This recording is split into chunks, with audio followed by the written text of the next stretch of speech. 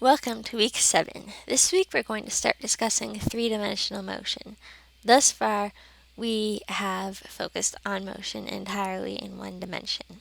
Now moving into 3 dimensions is going to bring in some vector calculus. So if you're feeling rusty on those topics, it's time to go back and review. I'll try not to go too hard on you today though. Okay, so before we were working in the x dimension, right? So we just had F equals ma.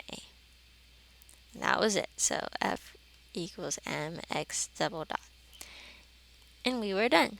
Well, now we're in 3 dimensions. And yes, the x was a vector having positive and negative directions. But now we've got to be real careful to remember we're talking about the vectors. So we have the x component of the force affects the x acceleration and so forth.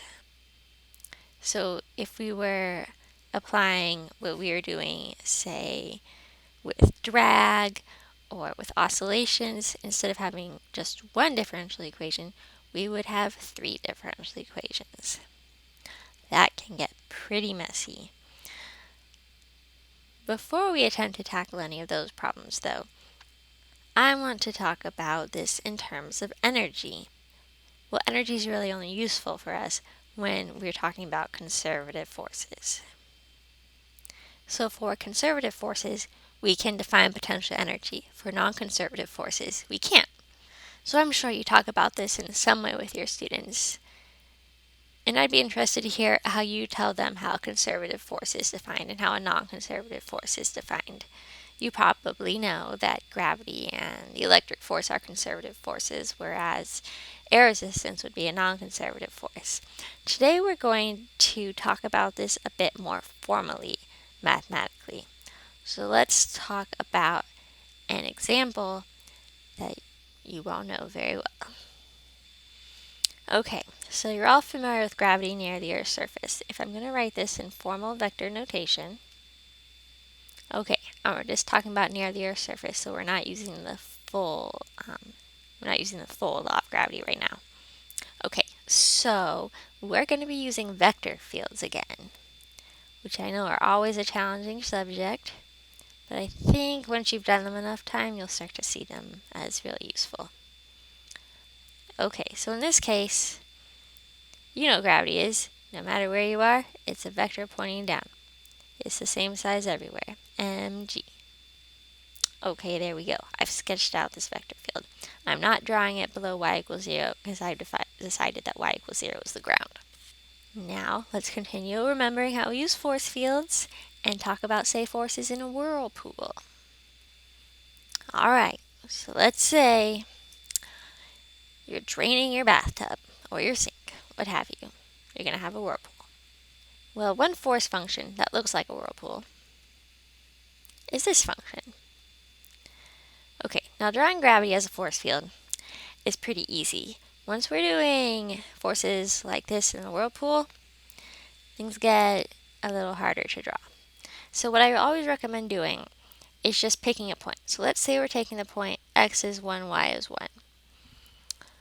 Okay, so that means the x component of the vector needs to be positive, and the y component of the vector needs to be negative. So that means it'll look like this.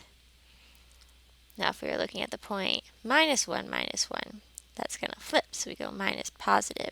So we get a vector like this. These vectors should be the same length.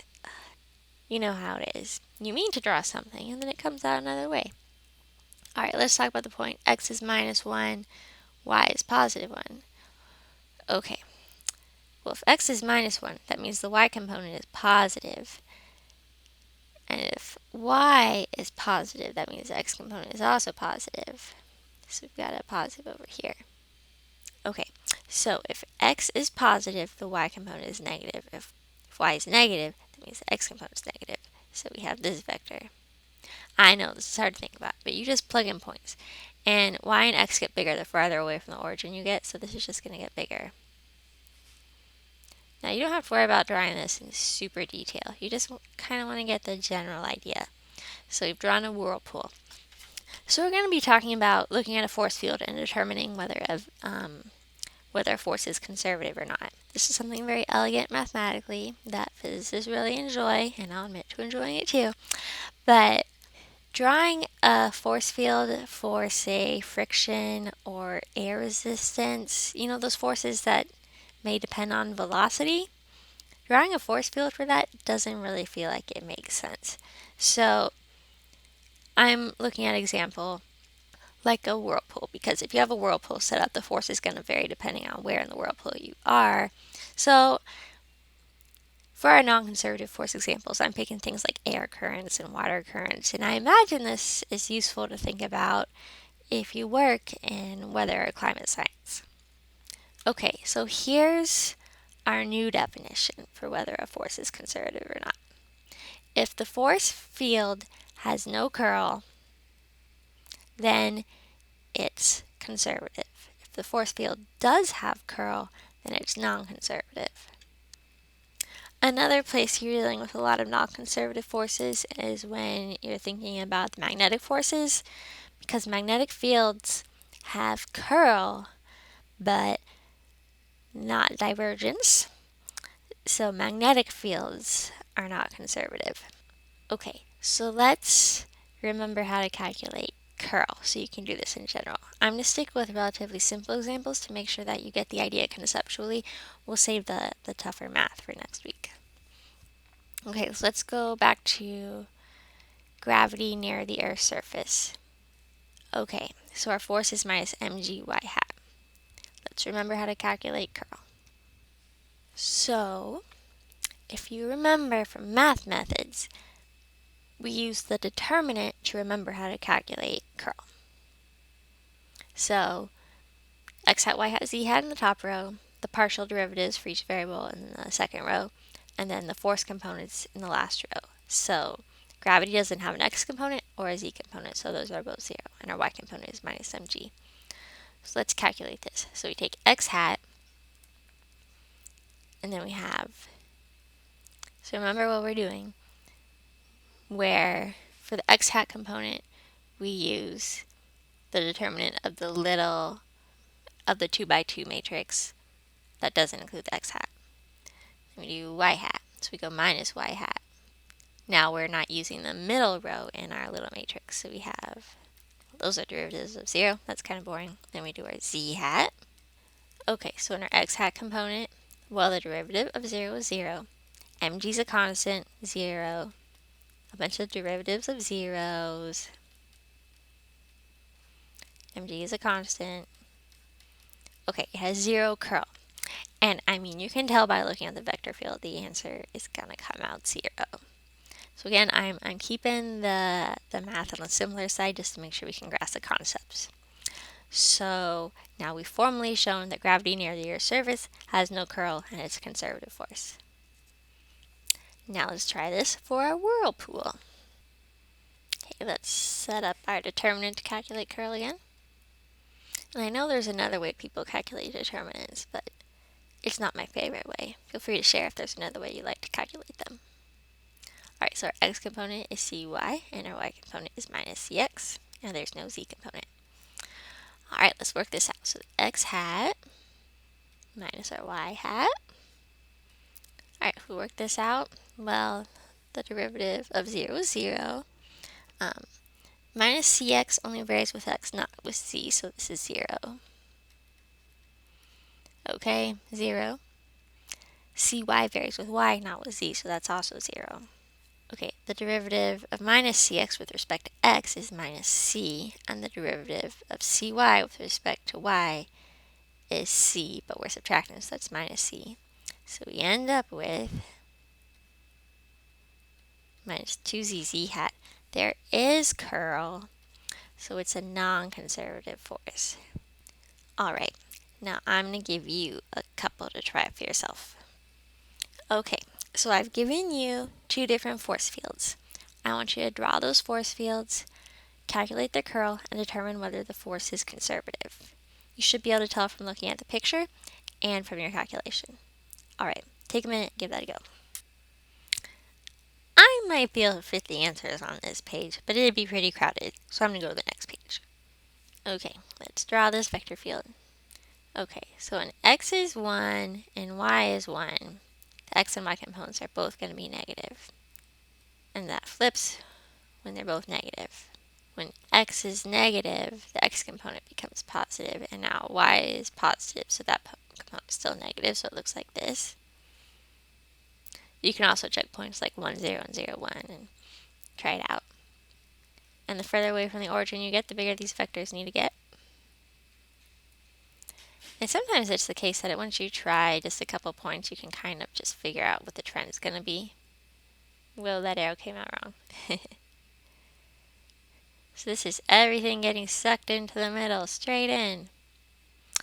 What sorts of forces do that? Say it's gravity around the sun. It's pulling everything in.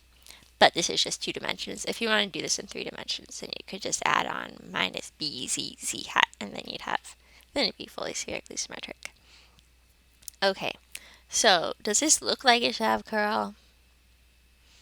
It doesn't look like it should have curl. It looks like it should have negative divergence because it's a sink though. Okay, or this could be a negative charge. Let's calculate our curl formally. Once we get warmed up, then we can make up some crazy air currents. Alright, the x component, the y component, and the z component. Okay, well, the x hat component goes in the y component and our z component. Okay, so if we have this,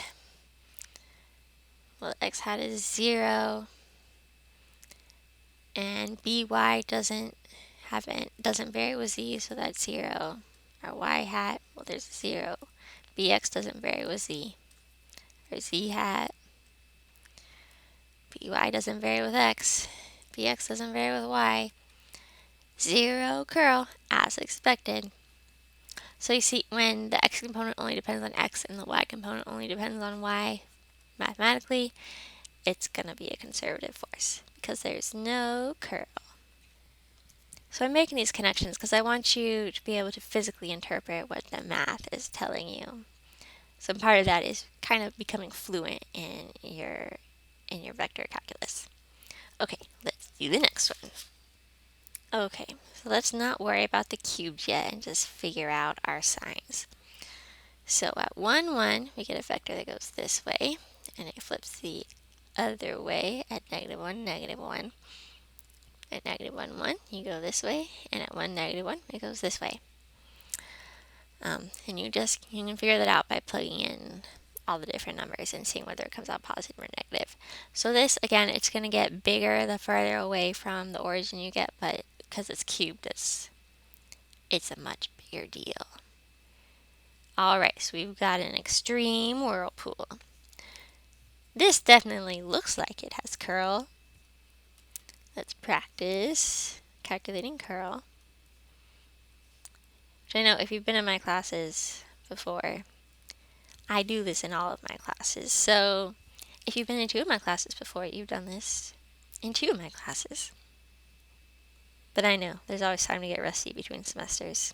It's use it or lose it, right? Although even though you do lose it, it comes back faster if you've seen it before. Okay, so if we write out this curl, so we're doing our usual. Our x hat is 0 minus 0. Our y hat is 0 minus 0. Our z hat, this one's not going to be 0. So we get 3cx squared minus minus plus 3cy squared.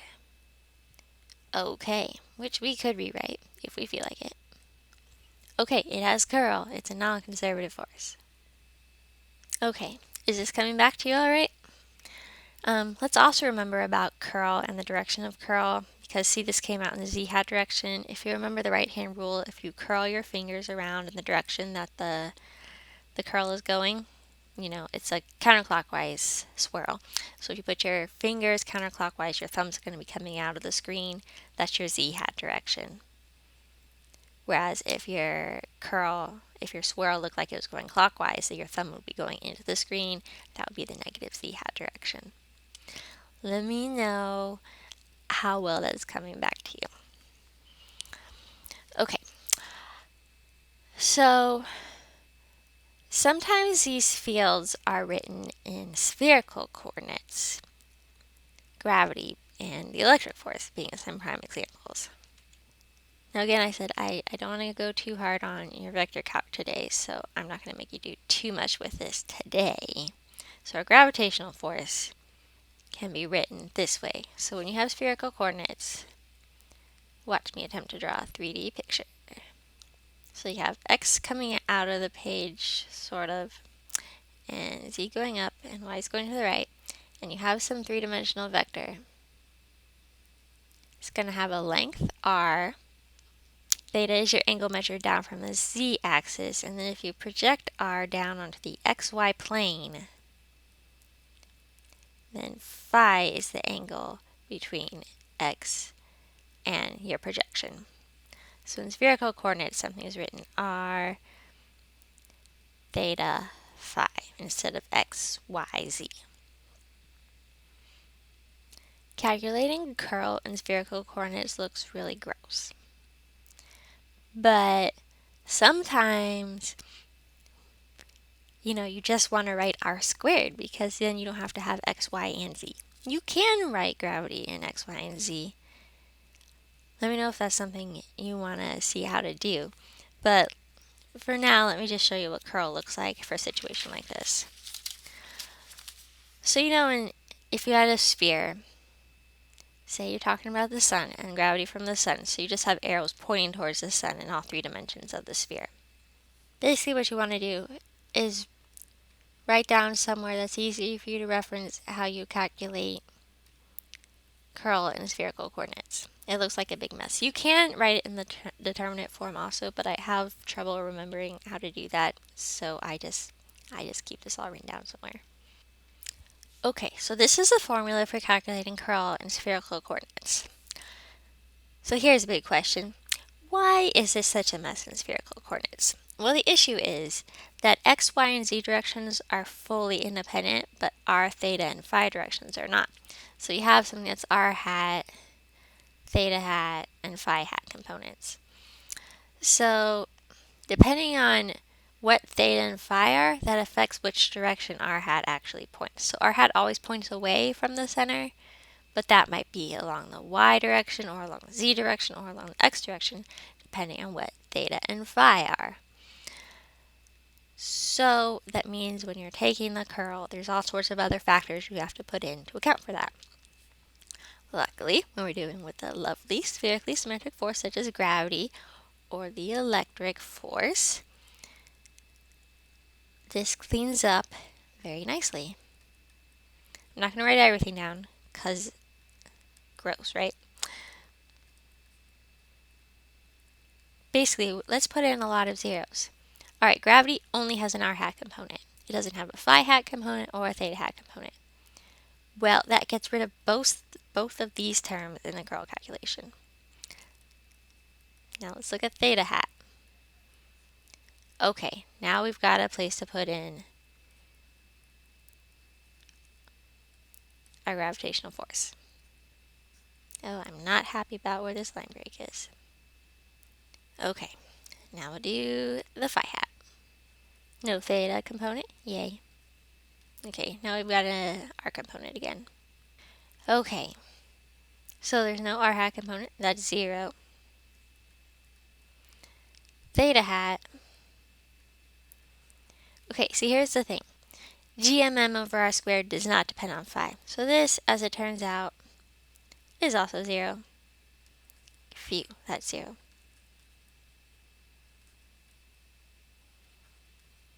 And GMM over r squared does not depend on theta, so that's also 0. So we still end up with the curl being 0. Okay, and because Coulomb's law has the same form, the same thing will work out. When you're looking at magnetic forces, this does not work out. Magnetic forces all have a curl. This is not going to give you 0. What a mess. Of course, magnetic forces also depend on the velocity of your object, so that complicates things as well. Okay, I'm not going to make you do anything else with this today. This is kind of just a teaser, and I want to make sure that I could make that connection between the law of gravity that you're all familiar with. I'm guessing that if you're doing climate science or weather science, looking at forces this way is useful. I was looking for this too because when I first learned this, I was like, "Oh, well, that's very elegant mathematically, but what does this have to do with the real world?" So I'm putting together this lesson. I went googling. All right, when do you actually use this? My googling only returned a lot of notes from physics professors who clearly did not care about this. So I have some more searching to do to find who it is that actually uses this. But it is nice. Okay. But you know what? This is not how you talk about whether a force is conservative or not with your students. How do you explain to your students? Do you talk about how when you do a work around a closed loop it's zero, or do you talk about how the work becomes path independent? So that's actually the same thing we've been doing. And we'll get there in a few minutes. I'll show you why finding that the curl of zero is the same as showing that work is path independent or that the work around a closed loop is zero. Okay, so remember our goal right now is to get to the point where we can talk about three-dimensional motion in terms of energy. Now, work is very closely tied to energy. So let's go back and talk about work. And we've touched on this a little bit in math methods, but let's talk about it some more. Okay, what form of work do you use with your students? Do you draw a force and displacement and show the vector between them and tell them that work is force times displacement times cosine theta? Do you talk about dot products with them? I'm guessing the answer is no, but let me know if I'm wrong. That would be interesting. So this is actually just a dot product, force dotted with the displacement. Do you do the one where you do the work is the integral of the force? This requires your force to be in one dimension, or for you to say just the x component of the force. So say you could give them a graph of how the force varies with displacement, and then you could say, okay, work is the area under this curve, or the integral, depending on what level your students are at. Okay, so both of these are living out information. So when you do the dot product, you're getting into the vector nature of force and displacement. When you're doing this one, you're letting force vary with displacement, so force doesn't have to be a constant anymore. These are both true in special cases, but generally work is a line integral.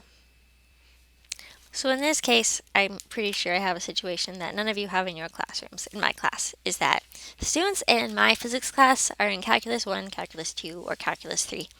The students who are in calculus 3, I will tell them that work is a line integral. So we did line integrals. We did them in E&M.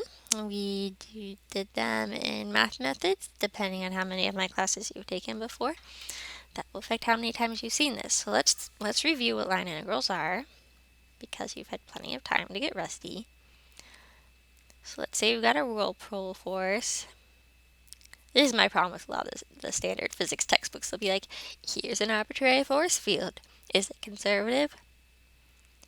Well, what does that arbitrary force field represent? I need some physical situation. Okay, so say an object's in a whirlpool and it manages to travel along this path. It's such an arbitrary path. Okay, how do you calculate the work along that path? By doing a line integral. So at every point, you have your little infinitesimal displacement, dr, and then you dot that with the force field at that point. Then you go another little point, dot it with the force at that point. Over here, dot it with the force at that point. Over here, dot it with the force here and here. And then you add it all together, right? That's what integrals do. So you see that down here on this force field, you're going to be getting negative contributions to work, because down here the displacement is kind of going in the opposite direction from the force field, whereas over here you might get a zero contribution because for a moment the displacement is perpendicular to the force field, and over here you're going to be getting positive contributions to work, and you add that all together. That's what our line integral is doing. So it's my experience that volume integrals are the easiest of the three-dimensional integrals. Surface integrals after that, and then line integrals tend to be harder to do. Is that coming back to you? Okay, so we don't want to do line integrals unless we have to do line integrals. We're going to pull back and talk about Stokes' theorem. This is something we used in E&M. So if you've taken E&M with me, you will have seen this before. But, I taught that a year ago. So that tells you if you're doing a path integral or a line integral around a closed loop, you can get the same answer by doing a surface integral over that closed path. So say your closed path is a circle, doing a surface integral over this, but now integrating the curl. We use this to get Ampere's law out of Maxwell's equations. Well, past tense or future tense, depending on where you are in this program sequence. Okay, well, this one is work around a closed loop. And this one is the curl we were talking about at the beginning of class. So, if the curl is 0, that means the work going around a closed loop is also 0. So, when we say we can look at a force field and determine if curl is 0, then that means that the force is conservative. That is mathematically equivalent to saying calculating the work around a closed loop is 0. Let me know what you think of that. So, if what you're dealing with is work around a closed loop, and that's what you care about calculating, use Stokes' theorem, calculate curl, and do a surface integral instead. It's going to make things a lot easier. And if you're just trying to figure out whether it's conservative or not, you don't even have to do the surface integral, because if the curl comes out to be 0, you're done. Now, if you need to find the work done along a particular path, you can't use Stokes' theorem to get out of it, because it's only going to help you when you're doing a closed loop. So that doesn't have to mean a circle. It could mean you're going around a square. So an object goes down, then it goes sideways, then it goes up, then it goes back. If the curl is 0, the work's going to add up to 0 around that path. So I just want to do some practice with calculating work along different paths and doing line integrals, but keep it pretty simple because I want you to notice how the math connects to what we understand is physically going on. We'll save the more complicated mathy stuff for later. Okay, let's do our example. We're going to use gravity nears the Earth's surface. Okay, good. That's something we all understand quite well as we live in it. Okay, so we've got our force field. Let's say there's a ramp in here, and your object's going up the ramp. So say it's moving from a point on the ramp that is x equals 1, y equals 1, and it's going to a point x equals 2, y equals 2. We're just keeping it simple for now. So the equation of that line is y equals x. So when you're doing a line integral, right? So when you're doing a line integral, you're doing the force dotted with dr. Well, what's dr? So we're just going to stick with Cartesian coordinates. So it's dx times x hat plus dy y hat plus dz z hat. Okay, so we're just integrating in a plane, so we can throw out dz z hat. This is something that the path moves in the x and the y direction. So we have dx x hat and dy y hat. If we were just, say, moving along a horizontal line, we would only need dx x hat. If we were only moving along a vertical line, we would only need dy y hat. And you could throw out the other ones. So the first thing you want to do is do f dot dr. Okay, we did this in math methods. Hopefully this is starting to come back to you. Okay, so we do the dot product of our force with dr. So it doesn't have any x components. So we have 0 dotted with dx, and we have minus mg multiplied times dy. Okay, so that's just minus mg dy. So you see what's kind of cool that's happening here is, as physics teachers, you probably know that only the vertical displacement matters. The horizontal displacement isn't going to make any work happen. So what we're seeing here is that because the force only has a y component, the line integral is only picking out the y part of the integral. This is why I'm doing a simple example first, so you can see that all this complicated math that we can do is still consistent with what you know. So we need to do our integral f dot dr. So f dot dr is just minus mg dy. Now, we've done more complicated integrals, and when we're doing more complicated integrals, you normally have to figure out how dy connects to dx so you can condense yourself to one dimension. But because doing this dot product has reduced us to one variable already, we only need to care about what the starting and ending points for y are, so that's 1 to 2. Although in this case, of course, it would also be 1 to 2 if we were in x. So we just do this integral. Okay, I skipped a step. It's minus mgy, and then you plug in 2 and 1. Okay. Now, clearly this 2 and 1 have units of distance on them.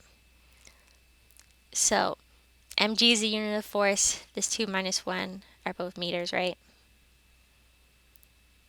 Well, let's say they're in meters. I forgot to say so. We should always be thinking about our units. So this is also multiplied times 1 meter.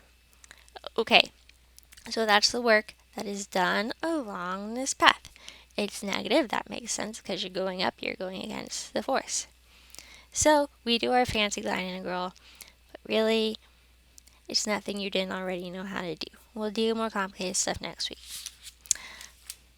So, just to give you a little more chance to get warmed up on your line integrals, let me give you a few to try out.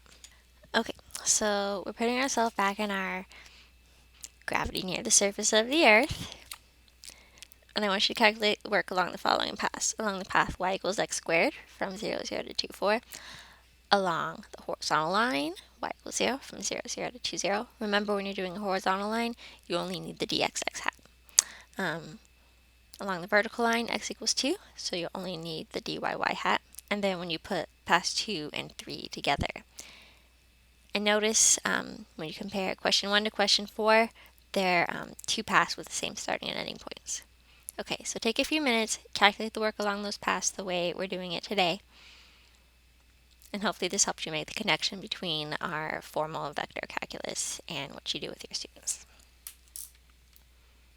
Okay, so remember in general, and I know I called this three-dimensional motion this week, but we're starting with a lot of two-dimension. The only thing we've done in 3 dimensions is spherical coordinates. But we're easing into it. Alright, so we're going to throw that part out. Okay, so yeah, one is definitely needs our dxx hat and our dyyy hat. So when we do f dot dr,